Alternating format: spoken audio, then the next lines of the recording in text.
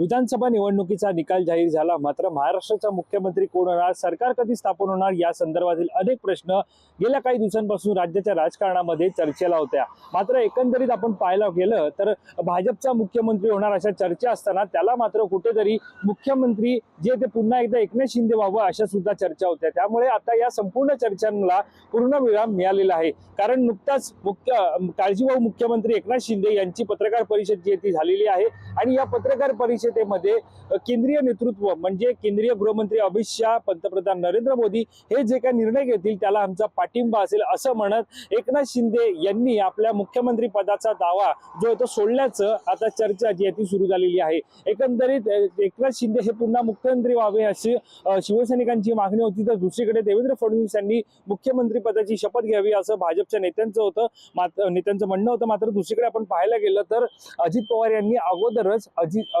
देवेंद्र फडणवीस यांना आपला पाठिंबा जो आहे तो जाहीर केलेला होता। त्यामुळे आता राज्यामध्ये ज्या प्रकारे समीकरणं होती की उपमुख्यमंत्री हे एकनाथ शिंदे असणार का किंवा उपमुख्यमंत्री त्यांचे पुत्र खासदार श्रीकांत शिंदे असणार का आणि महायुती सरकारचे संयोजक पद जे आहे ते एकनाथ शिंदेकडे जाणार का, या सगळ्या चर्चा ज्या त्या होत होत्या, प्रस्ताव जे ते समोरासमोर दिले जात होते। मात्र आता जर आपण पाहायला गेलं तर सर्वात मोठी ही बातमी समोर येते ती म्हणजे काल एकनाथ शिंदे यांनी या सगळ्या सरकार स्थापन करण्यासंदर्भातील एकंदरीत आपण पाहतोय की फोन जो आहे तो पंतप्रधान नरेंद्र मोदी असतील, केंद्रीय गृहमंत्री असतील अमित शाह यांना फोन केला होता। त्यांना असं सुद्धा सांगितलेलं आहे एकनाथ शिंदे यांनी की सरकार स्थापन करण्यासंदर्भातील काही अडीअडचणी येत असतील तर त्यातून शिवसेनेकडून काही अडचणी येत असतील तर आम्ही निश्चितच त्या दूर करू। सरकार स्थापन करण्यासाठी शिवसैनिकांकडून जो पाठिंबा असेल एकनाथ शिंदे म्हणजे आमचा जो काही पाठिंबा हवा असेल तो पूर्णपणे तुमच्या सोबत असेल अशा प्रकारचं वक्तव्य सुद्धा एकनाथ शिंदे यांनी केलेलं आहे। त्यामुळे निश्चित आता आपण पाहतोय की ज्या प्रकारे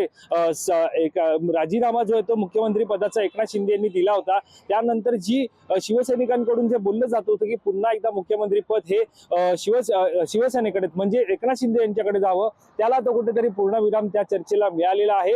एकनाथ शिंदे यांनी आपल्या मुख्यमंत्री पदावरचा दावा जो आहे तो सोडल्याचं या वक्तव्यावरून पाहायला मिळत आहे। त्यामुळे आता थेटपणे ज्या प्रकारे चर्चा होत्या त्या म्हणजे राज्याचे पुढील मुख्यमंत्री हे देवेंद्र फडणवीस असतील, देवेंद्र फडणवीस मुख्यमंत्री पदाची शपथ घेतील, या आता सगळ्या एकंदरीत आपण पाहतोय की त्यांचा जो मार्ग होता भाजपचा हा आता मोकळा झाल्याचं पाहायला मिळत आहे।